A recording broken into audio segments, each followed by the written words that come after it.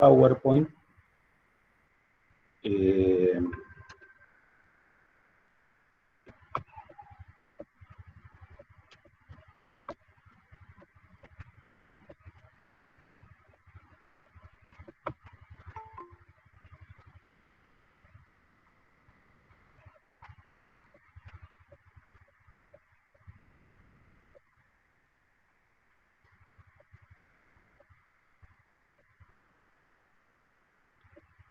Bueno, ven, acá me quedó sin ponerle, habitualmente pongo una portada, hoy no tengo portada en esto, que vamos a ver el análisis ocupacional. Bueno, a ver, voy a entrar ahora a la gente que queda, pero quiero tener el hilo de la clase más o menos de corrido, porque si no, vamos a entender poco de esta clase. Vamos a hablar de las sustancias químicas y contaminantes biológicos, vamos a hablar del análisis ocupacional, pero lo vamos a ver ya desde el punto de vista de la higiene y seguridad y no desde la biología, como lo hicimos en la primera parte de la cursada, si bien también vimos ciertas generalidades de la toxicología. Esas ya las voy a dar por sabidas, o sea, no voy a volver a explicar lo de la primera parte, o sea, lo de la dosis letal, dosis mínima, concentración máxima permitida.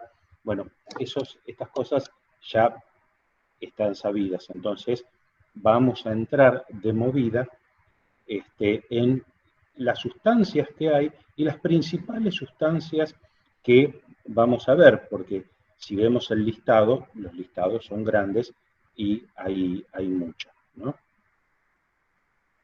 Bien.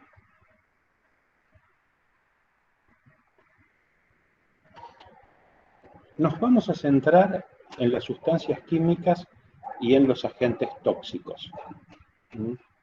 Las sustancias químicas, agentes tóxicos, tienen una característica y son las sustancias que aparecen de manera aguda y crónica. Vamos a ver que hay dos formas de caracterizarla. La forma aguda es la forma más fácil, porque la vemos venir.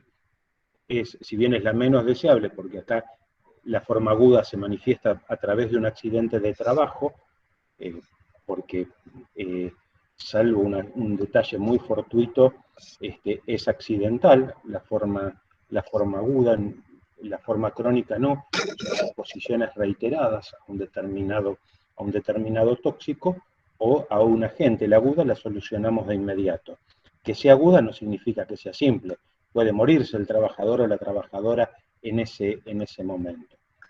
Pero en toxicología uno se concentra más en la faz crónica, porque la faz crónica da lugar a las enfermedades profesionales, acortan el promedio de vida de los trabajadores y acortan también y disminuyen la calidad de vida, o sea que la calidad de vida es mala. Vamos a ir viendo las enfermedades.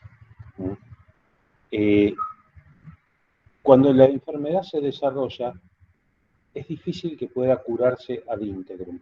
Digo difícil porque en biología humana, en medicina, 2 más 2 no siempre es 4. A veces nosotros tenemos alguna cuestión que tenemos que atender. A ver, un segundito que tengo que solucionar un problema, que si no, no voy a poder dar la clase. A ver, un segundito.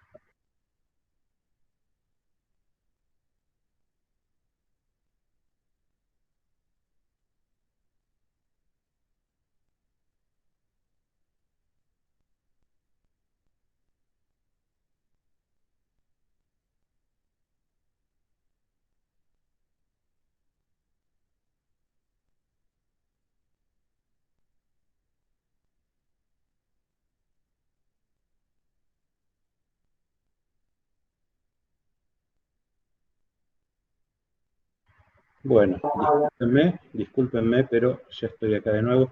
Bueno, les decía,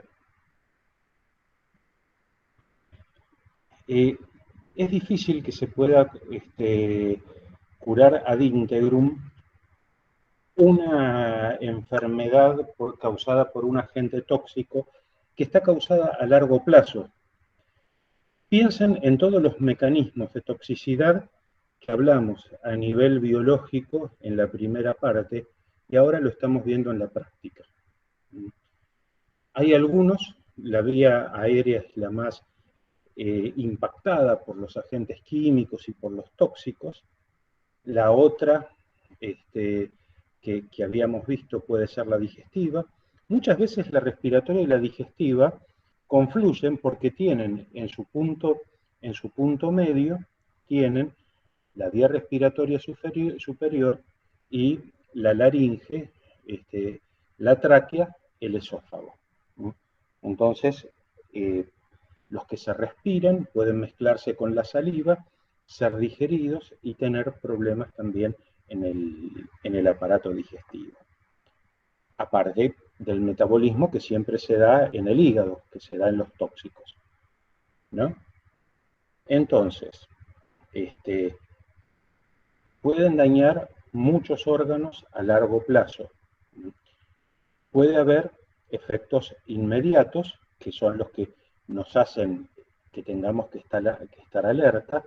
Puede haber mareos, puede haber ardor en los ojos, puede haber tos, cuando hay tos en más de uno de los trabajadores o trabajadoras que están en un sitio, es para atenderlo.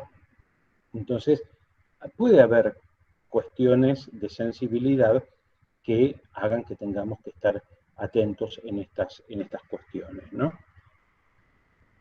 En otros casos, como está escrito más abajo, pueden tardar varios años en manifestarse. Muchas enfermedades pulmonares obstructivas crónicas tardan años en desarrollarse. Hay una biocontaminación que es la contaminación del ambiente de trabajo. Entonces, ¿qué tenemos que hacer desde la higiene y seguridad? ¿En dónde nos paramos nosotros? Lo que tenemos que hacer primero es controlar la exposición. Recuerden el RAR y el RGRL. Entonces, pensando en estas cuestiones, ustedes ya van a poder hacer un monitoreo. Entonces, los pasos que tenemos que seguir es, primero, identificar qué agentes y sustancias nocivas pueden estar presentes, las que se utilizan o las que se generan, ¿sí? No es lo mismo estar presente, utilizarse o generarse. Estar presentes es un riesgo que ya existe, que lo vemos y que está siempre. Utilizarse, viene la gente que hace la limpieza y utiliza una concentración inadecuada de un elemento para limpiar los pisos. Eso es lo que se utiliza, ¿sí? Que no significa que esté presente todo el tiempo. Y generarse pueden ser las asociaciones. Mezclar un detergente con lavandina, ese detergente puede generar gases en contacto con lavandinas o la contaminación de diferentes tóxicos. Recuerden que a veces se potencian y que a veces son antagonistas. Rara vez, desgraciadamente lo que más se da es que se potencia. Esto es lo que ocurre habitualmente. Después tenemos que ver cómo los trabajadores o trabajadoras van a estar expuestos y perjudicados. O sea, ¿qué tengo que ver con esto? La dinámica del trabajo. Cómo son los puestos de trabajo, cuántas horas están, cómo es la exposición. Vamos a verlo en detalle esto también. ¿Sí? Hay algo que se llama calidad del aire. ¿Qué pasa con el aire? ¿Cómo tiene que ser la ventilación del lugar? ¿Qué cruzada pasa? ¿Cómo? Cruzada tiene que ser, profe. Tiene que ser cruzada, pero también tiene que haber una determinada cantidad de cambios de aire por hora. de acuerdo a los tóxicos que estén presentes. Sí, está bien. Sí, claro que tiene que ser cruzada. Y habitualmente el aire tiene que ingresar puro desde la parte superior y salir por la parte cruzada inferior de la habitación. Entonces tiene que hacer una curva. ¿Por qué? Porque si yo pongo que ingrese por abajo y salga por arriba, estoy levantando a nivel de las vías respiratorias el contaminante. ¿Sí? Entonces sí, perfecto, muy bien. No puedo ver quién lo dice, lo único. Pero bien el tema de la calidad de aire. Vamos a volver. ¿Mm? Después tenemos que ver qué medidas se van a aplicar para evitar estos daños y si realmente son suficientes. Ahora, ¿quién hace esto? ¿Cómo se hace? En primer lugar, es un trabajo conjunto entre el responsable de la higiene y seguridad y el responsable del servicio de medicina del trabajo. Entonces, porque acá podemos ver qué registros tienen desde la higiene y seguridad y cuál es el impacto que puede tener en las personas que están ahí. ¿Por qué? Porque tengo el examen preocupacional, porque tengo los exámenes periódicos y tengo un antecedente de enfermedades y características que tuvieron las personas expuestas. Entonces, por eso sirve. Y esto es a lo que apuntamos con trabajo en conjunto. Como esto no alcanza, tenemos que informar, instruir y capacitar, que no son sinónimos. Informar es darle la oportunidad a la gente que conozca y que tenga algunos textos. Instruir es qué hacer con esa información.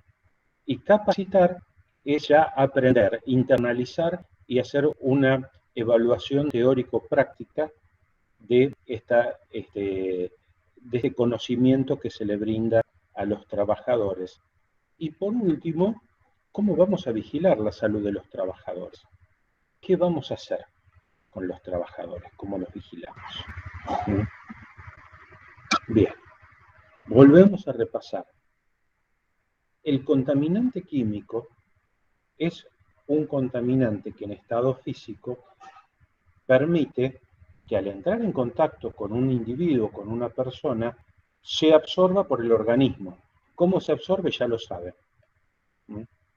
¿Es materia inerte? No es materia biológica. Sí hay toxinas biológicas, pero no el químico. Básicamente estamos centrándonos en la toxicología química. Después vamos a ver algo de toxicología biológica. ¿Sí? Se presenta en forma de moléculas. Ya vimos lo que es una molécula, cómo son las moléculas. Estas moléculas, que son individuales, como los gases y vapores, grupos de moléculas son los aerosoles. Y la forma líquida es la forma más común en que a veces se presentan. La forma más extraña es la sólida, que los contaminantes químicos sólidos se elaboran por sublimación. ¿Cuál es el que se me ocurre ahora y el que ustedes pueden saber? La naftalina. La naftalina, ¿vieron ese olor que tiene? Se utiliza para sacar las polillas muchas veces se utilizaba, no sé si se sigue utilizando, antes se ponían bolitas de naftalina en los roperos para sacar las polillas. A veces se utilizan en los baños. Se confunde con nafteno a veces. Sí, no es nafteno. No. No es nafteno. No. Pero es un sólido que sublima. O sea que de estado sólido pasa al vapor directamente, no pasa por el estado líquido. Y es muy tóxico. Por eso se lo reemplazó por los aerosoles matapolillas, que supongo que deben ser más tóxicos que la propia naftalina, pero bueno, tienen otro marketing y tienen otro valor. Entonces, está la forma sólida, que es la sublimación. Sí, son más accesibles a incorporarlos también, los aerosoles. Sí, a ver, ninguno de los dos está bien, pero bueno, sí. que la polilla naftalina la poníamos en los bolsillos de los sobretodos en verano, ahora acá tenés que tirar aerosol que te lo fumás. Bueno, también nos fumábamos. A ver, digo, está muy bien, sí. Antes se ponían en los bolsillos, se ponían entre la ropa, y uno habría, a ver, acá pasa que es un mix de edades la que tenemos acá. Tenemos Es una millennials. cuestión general. El conocimiento es una cuestión generacional, Mariano. Exactamente. Uno abría los roperos de la abuela y salía ese olor a naftalina terrible. Bien, A mí volvamos. también me contaron eso. Pero daba efecto. Sí, claro que daba efecto. Pero ojo, es un hidrocarburo que está sublimando, ¿eh? No sabía que era tan tóxico. Sí, es tóxico. Claro, yo tampoco no sabía. Uno lo usaba cotidianamente como la nada misma y la verdad que no sabía que era tan tóxico. Y yo no sé si en los mingitorios de los lugares públicos lo que se echa no es naftalina. A mí me da la sensación que es naftalina. Es naftalina, ahora se están reemplazando por otro porque en contacto con la orina, que básicamente tiene compuestos nitrogenados, entre ellos la urea, genera una reacción más fuerte a la propia naftalina. Es lo mismo que... No, ¿Sí? perdón. Dale. No, que a mí, ¿sabe para qué me hicieron comprar y poner naftalina? Para el taparrollo de la ventana. Yo vivo acá en Capital y hay murciélagos. Y como tuvieron que hacer la exclusión de los murciélagos, me hicieron poner naftalina en todo el taparrollo adentro. Touché, esa no la tenía. Esa no la tenía. Bien, acá tenemos en esto un diagrama de flujo donde empezamos arriba con la evaluación de la exposición a los agentes químicos. Tenemos que evaluar qué agentes químicos tenemos y cuál es el tiempo que permanecen abiertos, cuál es el tiempo de uso y cuál es el valor residual que quedan. Para ello, nosotros tenemos que tener la tarjeta de seguridad, que es una obligación de cada uno de los tóxicos o agentes químicos que se manipulan en nuestro lugar de trabajo. Entonces ya tenemos una idea de cuál es la exposición, cuáles son los valores máximos permitidos, cuál es la forma de uso, si se utilizan en campana, si se utilizan con un recambio de 20 volúmenes de aire por hora, o no, o menos, o en lugares ventilados, sin importar cuál sea. Cuando tenemos la primera información, que esta información es la evaluación de la exposición a agentes químicos, después tenemos que ver qué datos obtenemos. ¿A qué llamo los datos? ¿Cuál es la concentración que voy a tener en el aire? ¿Qué va a pasar con los trabajadores y trabajadoras? O sea, ¿qué va a pasar con los exámenes periódicos? ¿Qué tengo que buscar en el examen periódico de cada una de las personas que está expuesta a estos agentes químicos? Porque esto ya lo voy a tener y me va a quedar muy claro que lo que tengo requiere ciertos cuidados. O sea, para algunos será una placa de tórax, para otros será un estudio de sangre, para otros será un examen clínico. Ya los vamos a ir viendo cómo son. Entonces voy a juntar los datos individuales y colectivos, porque recuerden que no todos reaccionan igual al mismo tóxico. Hay gente que es más sensible, hay gente que es menos sensible. A eso se llama cuestiones idiopáticas. Idiopáticas es que no lo puedo explicar. Es la forma más fácil cuando en medicina dicen, y es una reacción idiopática, es una reacción que no pude explicar. ¿Por qué? Y porque la genética es bastante caprichosa y no todos reaccionan de la misma forma. Para los medicamentos, no todos son iguales. Las vacunas del COVID, una mínima cantidad de personas son no respondedoras. Por más que le pongan la vacuna que quiera y la vacuna con la que se vacunó el presidente de Estados Unidos, al que es no respondedor no le va a hacer efecto. ¿Por qué ocurre? Y por qué ocurre. No tenemos explicación por ahora. Pero tenemos que tener también la cantidad de datos suficientes para detectar cuál es el tóxico con mayor peligrosidad dentro del ambiente de trabajo para poder decidir con criterio. La toma de decisión es el punto, porque es donde nos tironean de cada lado a los profesionales. Por un lado, los trabajadores, que con justa causa quieren proteger su salud, estamos de acuerdo. Por otra parte, los dueños de la empresa o los responsables de un sector que quieren mejorar la productividad y que quieren tener una mayor producción de lo que sea. Y en el medio estamos nosotros que tenemos que decidir con criterio. Decidir con criterio es cuando yo digo, el turno laboral es de 4 horas y no de 6, pero poder justificarlo. Yo tengo que justificar y ustedes tienen que justificar porque van a tener una matrícula profesional todas las decisiones. ¿Cómo se justifica una decisión? ¿Cómo la justificamos a esa decisión? A la decisión la vamos a justificar basándonos en la experiencia personal, basándonos en el conocimiento previo, en las normativas y leyes que hay. Para esto vamos a repasar también todas las leyes y decretos que nosotros tenemos vinculados a la toxicología, porque, a ver, en cuanto a la higiene y seguridad y a la salud ocupacional, hay un montón de normativas, de leyes y decretos. Pero nos vamos a focalizar en los que tienen que ver con la toxicología. Y después, con la bibliografía existente. Entonces, experiencia nuestra.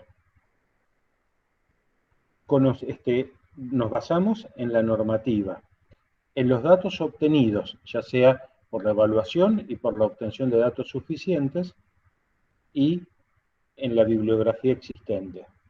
Entonces, ¿por qué digo esto? Porque yo les recomiendo el libro de Díaz Padrón para estudiar estos temas.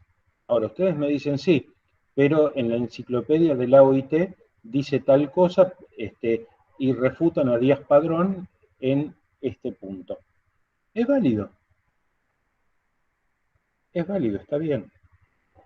No hay problema. Eso está bien. ¿Por qué? Porque son diferencias de criterio. Ahora, ¿dónde va a estar el resultado? En las acciones preventivas que nosotros tengamos. ¿Cómo encerramos todos los riesgos? ¿Cómo encerramos los peligros? ¿Cómo encerramos los peligros? Y cuánta gente se nos enferma o no se nos enferma. Esto es tal vez lo más importante que vamos a tener. La gente que se nos enferma, las medidas preventivas y cómo solucionemos las cuestiones que tenemos que solucionar. Por eso, de todos lados, lo que tenemos que hacer es, de ser posible, llevar a cero los riesgos. Imposible si trabajamos con agentes químicos. No se llega nunca. Pero minimizar. Entonces, ¿de acá qué sale de la acción preventiva? Los elementos de protección personal, la cantidad de descansos por turno que tenemos, la duración del turno, el tipo de ropa, el tipo de ventilación, las características del puesto de trabajo. Y de esto también salen nuevas observaciones para ir a este lugar a evaluar la exposición a los agentes químicos y a los datos que tenemos. En una época se pensaba que, ¿escucharon hablar de la talidomida? Posiblemente ¿Cómo? no. Talidomida. No, la verdad que no. No, La pero talidomida. disculpe. La talidomida se creía que era un ansiolítico que podía hacer bajar la ansiedad en las mujeres embarazadas.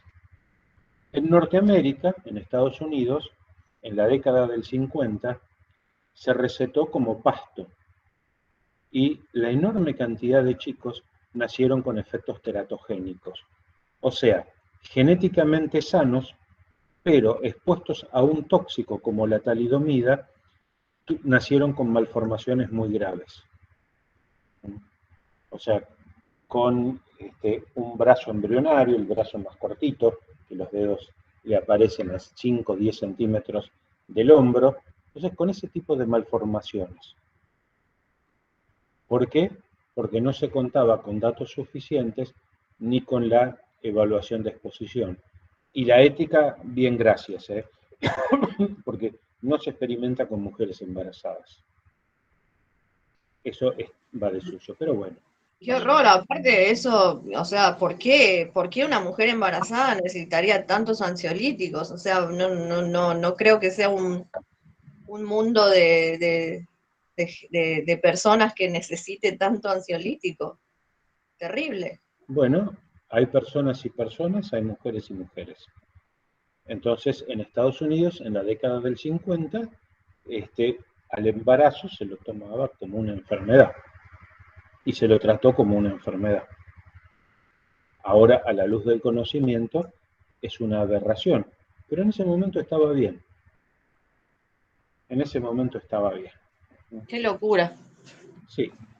Claro, al ser teratogénico no, a la madre no le hacía nada, le hacía al feto. Exactamente, le hacía el feto, sí, correcto. Bueno, entonces cuando nosotros hablamos de factores de riesgos a la exposición de tóxicos, primero vemos el agente químico. ¿Cuáles son las características que tiene este agente para poder evaluar el riesgo? 2. Facilidad de absorción y capacidad de daño. La facilidad de absorción lo vimos, acuérdense, hidrosolubles, liposolubles, quién se acumula más, quién se acumula menos, quién se metaboliza en el hígado, quién genera metabolitos activos, como aquellos que van directamente a la orina, los que van al tejido graso. Esto es el agente químico. Por otro lado, el puesto de trabajo. ¿Cómo es el puesto de trabajo? ¿Cómo interacciona el tóxico químico y la persona que está en ese puesto de trabajo? ¿Por qué? Ahí vamos a lo que ustedes decían. La difusión del agente en el aire. O sea, ¿cómo está en el aire presente ese? Si es que está en el aire. ¿Cómo se mueve el aire? ¿Se mueve de abajo hacia arriba, de arriba hacia abajo, en flujo horizontal? ¿Cómo es la dinámica del aire?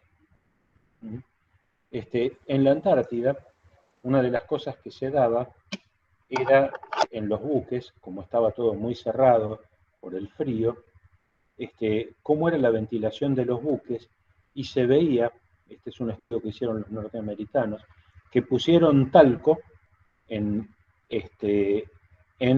los equipos de ventilación de un buque. Entonces se veía cómo el talco circulaba dentro del buque, cómo se recirculaba el aire y cómo el talco se movía donde las personas estaban hablando.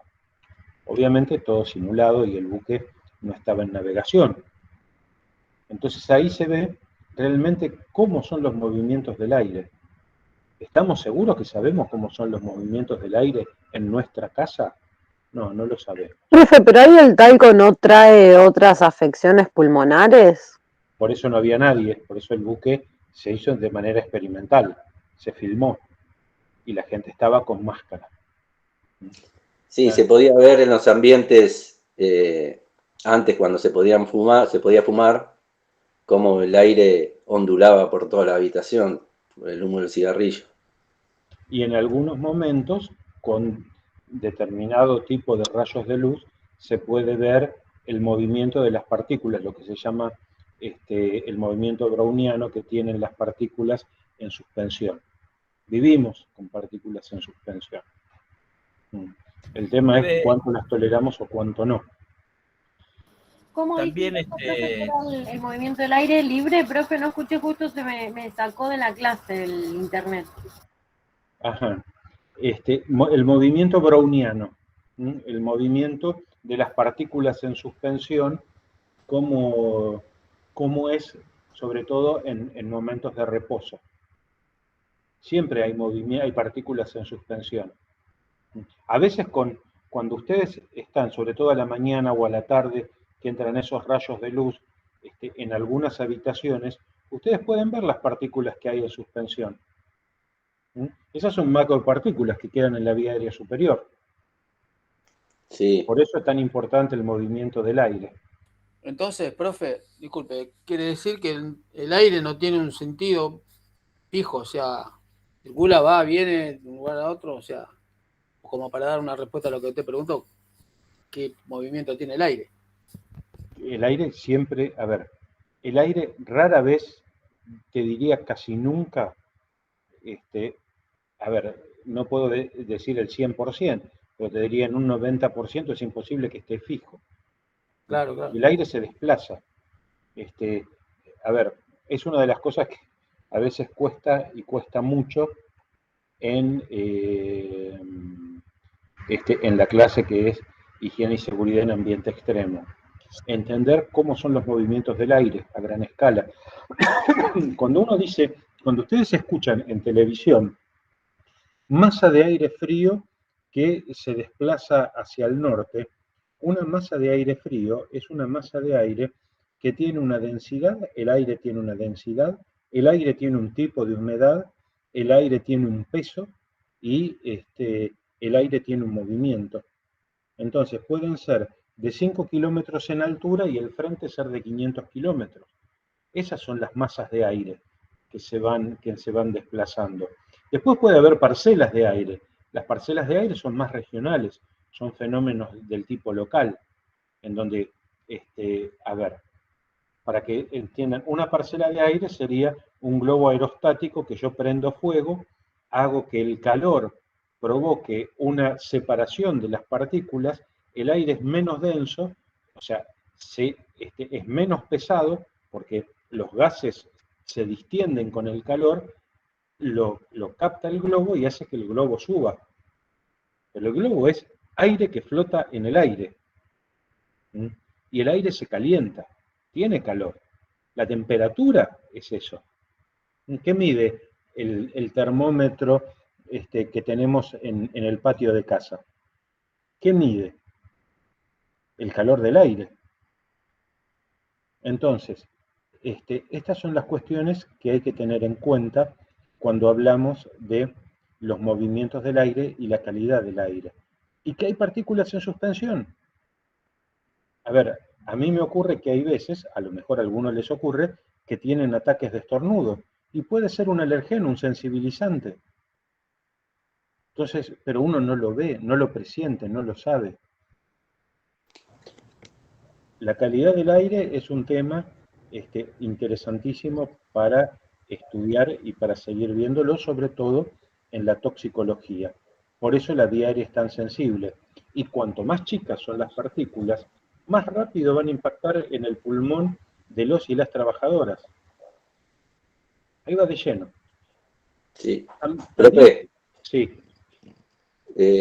Ayer justo estaba viendo un documental de pájaros, de migraciones de pájaros en la bahía de Turquía, y hablaban de aeroplancton, cómo se alimentaban respirando como los peces en el agua, ¿no? Aeroplancton. Sí, sí, eso existe, no es tan frecuente ni hay tanta concentración como en el agua. En el agua el fitoplancton y el zooplancton es mayor, pero sí hay bacterias en suspensión también, muy, muy chiquitas. Pero muchos pájaros, sobre todo los de gran porte, los cóndores que vuelan alto, aprovechan las corrientes térmicas que hay en altura. Insisto, y que es lo que conocen muy bien los pilotos de planeadores. Yo no me subo a un planeador ni de casualidad, porque son tan variables. Si hay alguien que lo hace, lo felicito. No es mi estilo. Bien, aparte de los movimientos del aire, tenemos que manipular los químicos. Pues los tenemos que manipular. Profe, ¿Sí? hay compañeros que... Profe, disculpe. Bien. No, no me enojo. No mato al mensajero.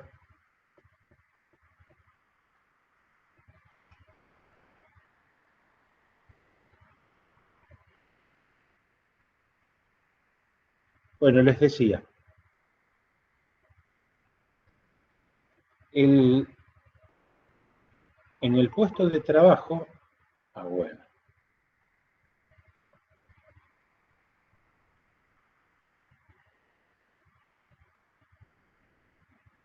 Les decía, en el puesto de trabajo hay condicionantes.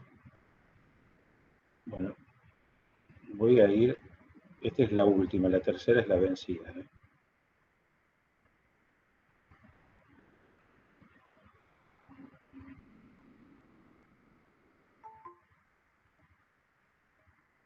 ¿Alguno de ustedes está saliendo y entrando a propósito para que no dé la clase?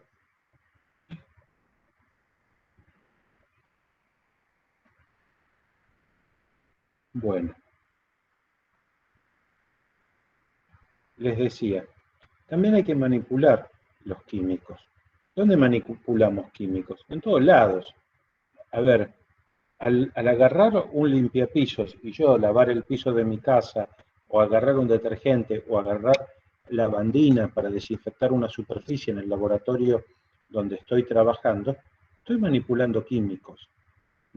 Y a lo mejor esa lavandina que para esterilizar la sangre, un lugar donde hay en sangre, me genera gases, porque hay compuestos nitrogenados que reaccionan con el cloro, ¿sí?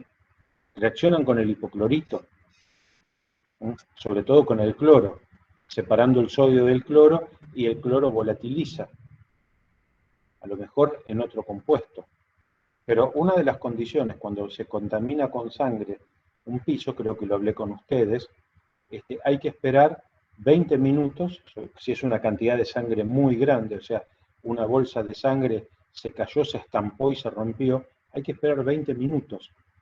Y no se limpia la sangre con lavandina, se echa una sustancia gelificante que la transforma en gel, y de ahí se retira y se descarta como si fuera un sólido, para evitar justamente las microgotas de fluge, que son esas pequeñas gotitas que se desplazan por el aire en estado líquido y que llegan de un lado al otro, y que hay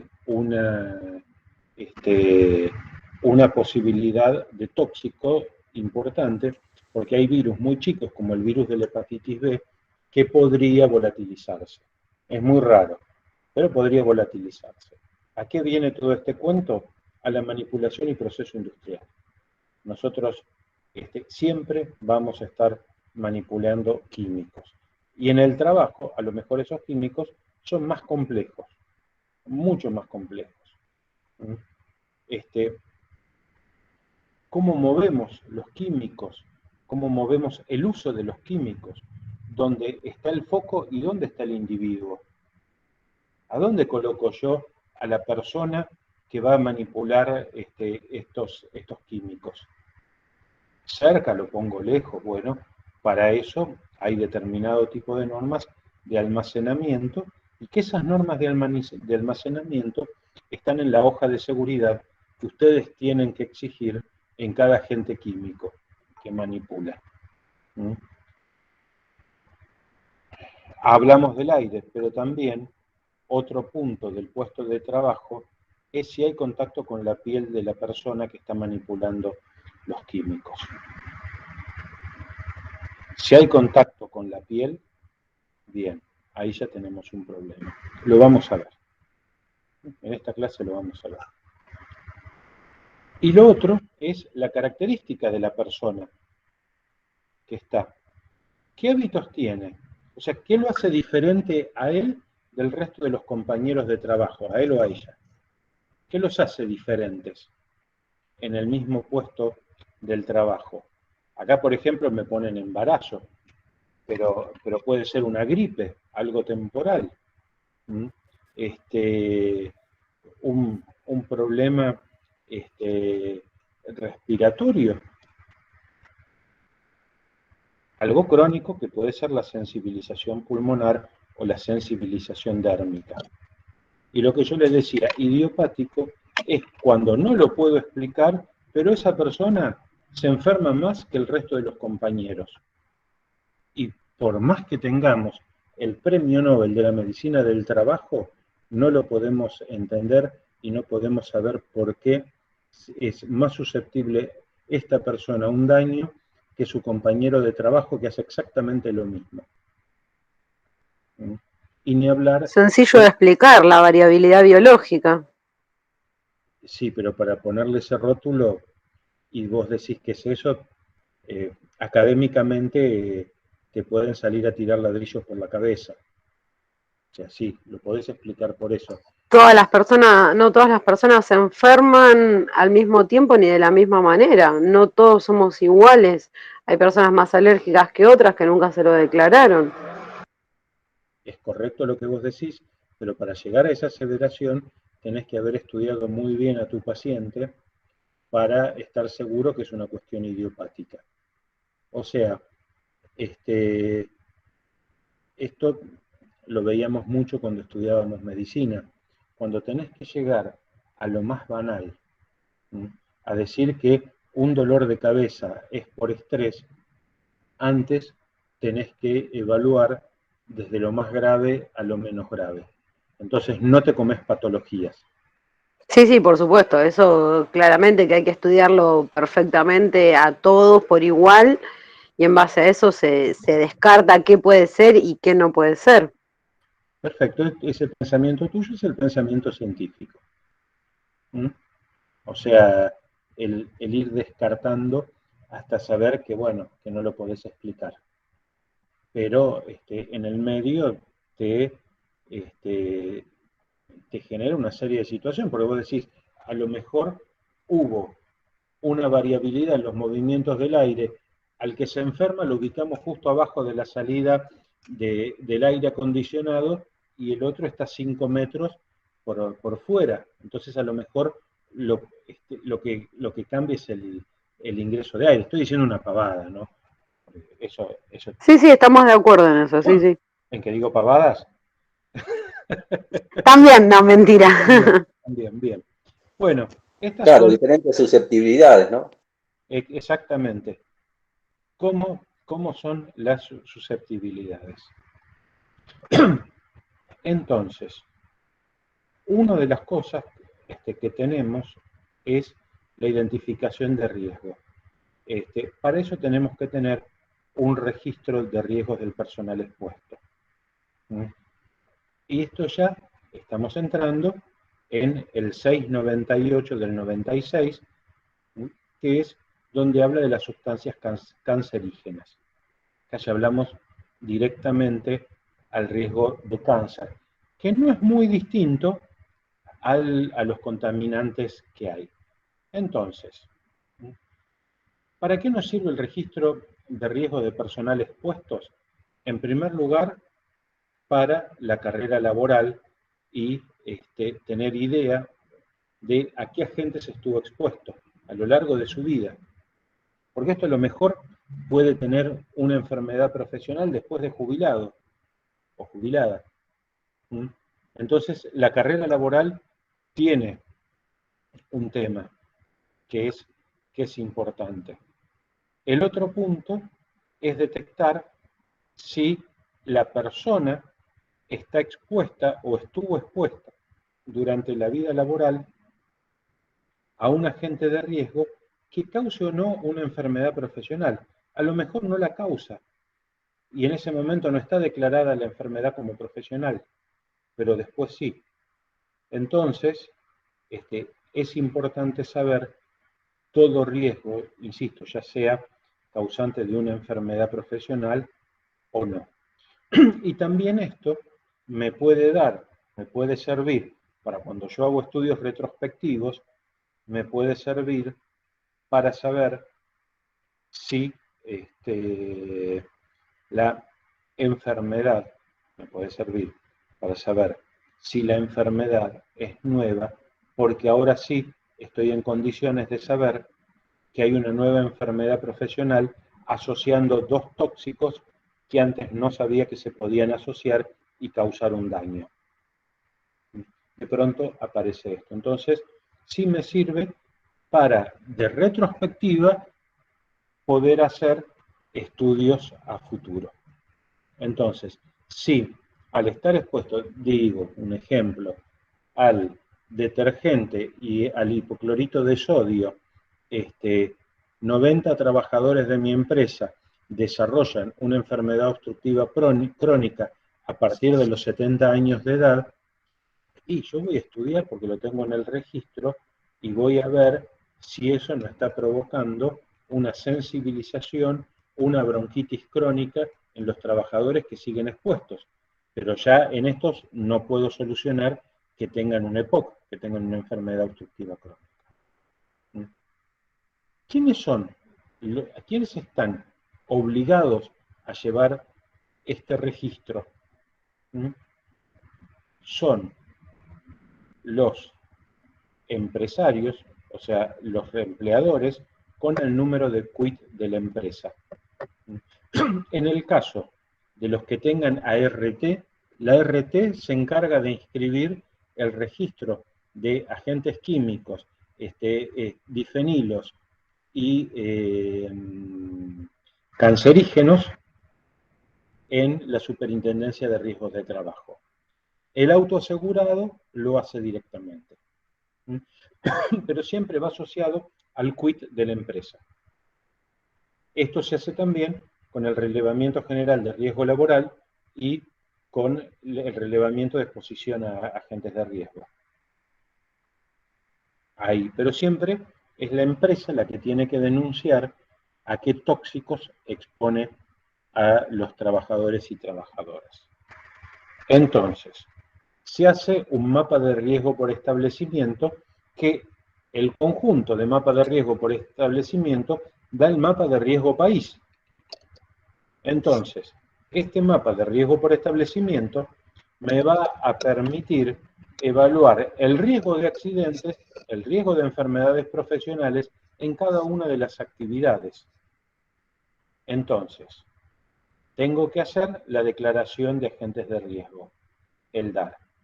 Tengo que cumplir con la 693 del 2009, la resolución 529 del 2009 y la resolución 741 del 2010, vean, empiecen a verlas, donde habla de cómo se hace el relevamiento general de riesgo laboral. Sobre todo, la resolución 741 del 2010 es la que ya tiene el texto actualizado, incorporando las anteriores. Pero también, aparte del RGRL, tengo que tener el registro de sustancias cancerígenas. También tengo que tener el registro de los difenilos, ¿sí? Difenilos policlorados. También la 497 del 2003, y también hay un registro de accidentes industriales mayores. Esto es obligatorio. Profe, sí. Profe, la de cancerígenos cambió ahora, no es más la 415, es la 81-19. Sí, cambió. La 81 del 19. Sí, cambió en el 2019. Sí, cambió. Antes hacíamos la 415 y ahora cambió. Sí, sí. Era eso. Esto es cierto, sí. Lo tengo en la 415, pero sí, es cierto, y lo van a ver que lo tengo actualizado en las otras diapositivas. Pero ¿por qué tomé la 415? A ver, porque es donde se crea, es el antecedente histórico. En esta sí lo hice adrede, en la anterior no. En esta sí lo hice adrede, porque son los antecedentes históricos. Fíjense que es en el año 2002. Se tardó muchísimo en el registro de sustancias y agentes cancerígenos. ¿sí? La inscripción del empleador, que está en el anexo 1, lo que vamos a ver lo tengo ya modificado, que habla que tiene que ser en la RT y el autoasegurado directamente en el registro de sustancias y agentes cancerígenos. Bien. ¿Cuáles son los antecedentes, los agentes cancerígenos que nosotros tenemos? Bien, son muchos. El listado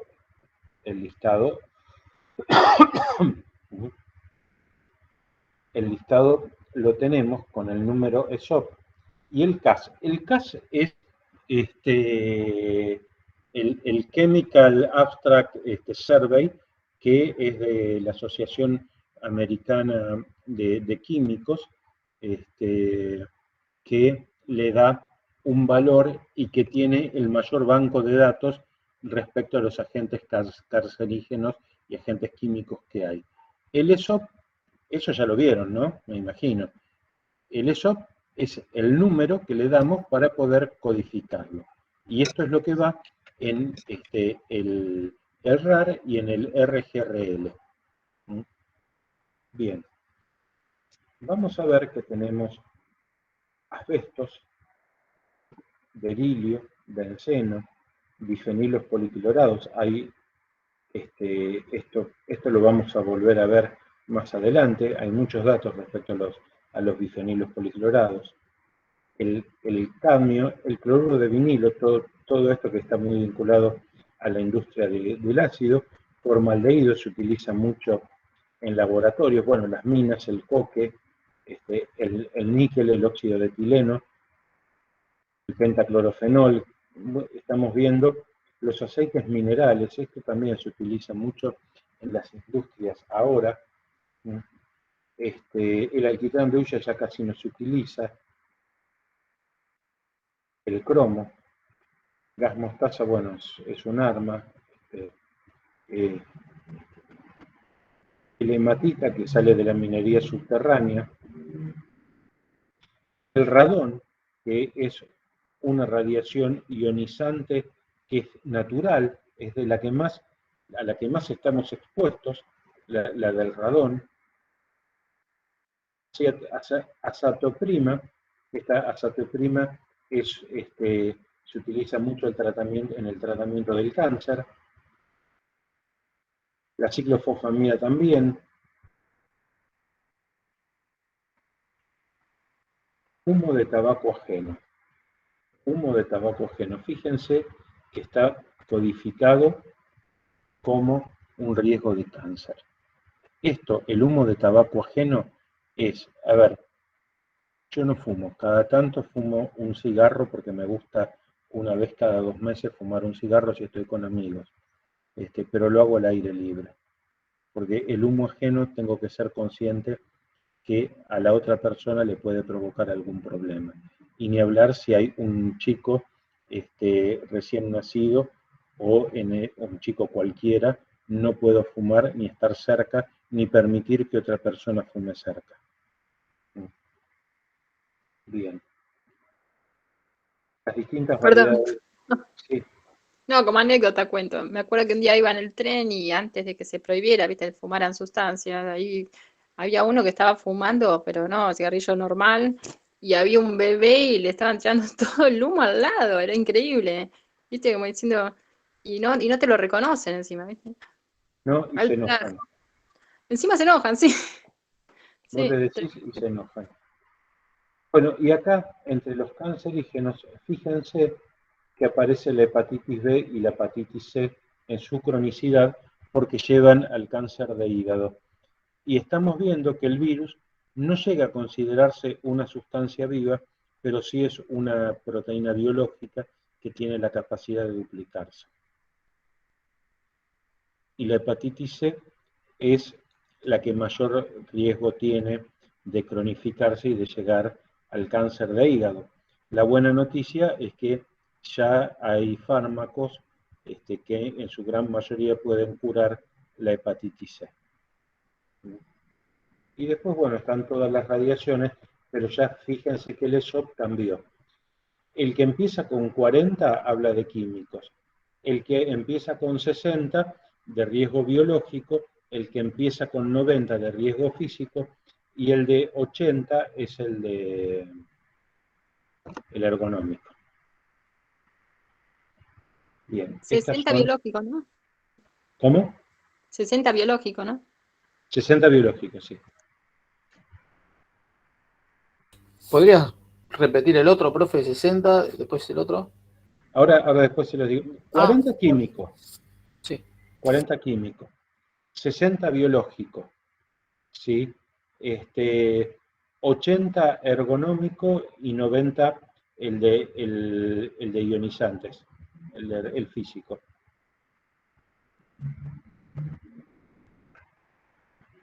A ver, se lo vuelvo a mostrar. Gracias. Bien.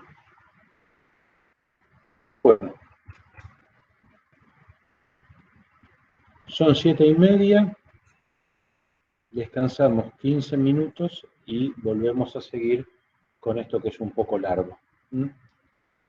Menos cuarto seguimos. Y después, el que quiera quedarse, por favor, quédese. Bueno, viene justo el... Ok. Gracias, profe. Ay, mira, quién está ahí arriba. Mira que está acá. Adriana, te quedó el micrófono encendido. ¿Qué?